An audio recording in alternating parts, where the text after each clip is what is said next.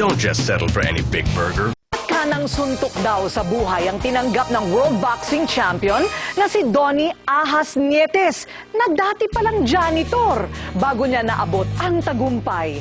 Pinatutunayan ito ngayon ang pagbuti ng kanyang estado sa buhay at ang bunga ng kanyang pawis na houses from success. Now, Lady Castro. Siya ang isa sa pinakamagaling na minimum weight champion ngayon sa larangan ng boxing. Nadepensahan ang kanyang titulo ng 4 na beses. Siya si Donnie Ahas Nietes. Lumaki sa bayan ng Murcia sa Bacolod si Donnie.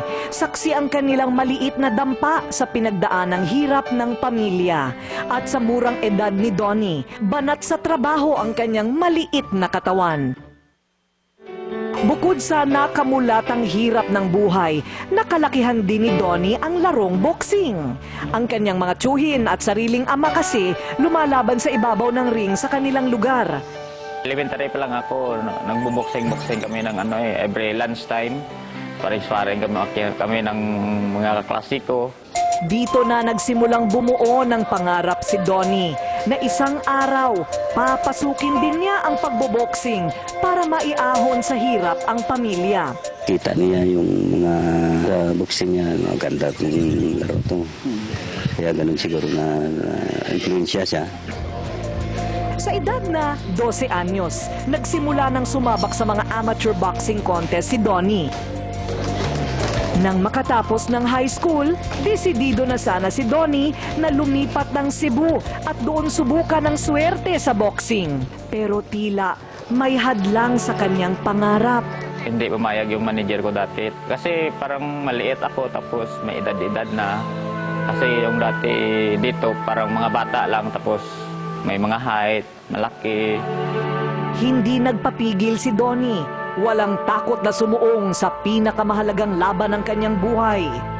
At mula sa Bacolod ay nakatungtong na rin si Donnie sa isang boxing ring sa Cebu. Pero hindi para maging boksingero, kundi para maging isang janitor.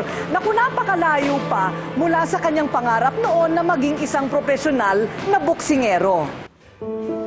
Pero kasabay ng pagiging janitor, isinisingit ni Donnie sa kanyang trabaho ang pag-iensayo ng boxing araw-araw sa loob ng 1 taon. Dahil sa pagtsatsaga at determinasyong ito, nabigyan ng pagkakataon si Donnie na sumubok sa unang niyang laban bilang isang profesional. At ang unang laban ni Donnie, panalo! At tila nakatakda na siyang sumalang sa ibabaw ng ring dahil ang 28 pang laban dito at sa ibang bansa, lahat panalo. Sarap kasi kita mo yung pinaghirapan mo na ito pinaghirapan ko kaya ako nanalo. Sa kanyang pinakahuling laban, ang pagsungkit sa titulo bilang WBO Light Flyweight Champion. Buong tapang at puno ng kamandag na dinepensa ni Donnie ang corona. At eto na nga ang naiuwing karangalan ni Donnie para sa Pilipinas, ang WBO Light Flyweight Belt. Ayan, naku, hindi ko mapagkakasya. Ang bigat! Kasama ang 2 milyong piso na kanya napanalunan, ito na ang naging simula para masungkit ni Donnie ang pangarap niya na makapagpatayo ng kanyang sariling home sweet home. Ang dati nilang maliit na bahay na pawid, napalitan ng konkretong bahay sa Bacolod.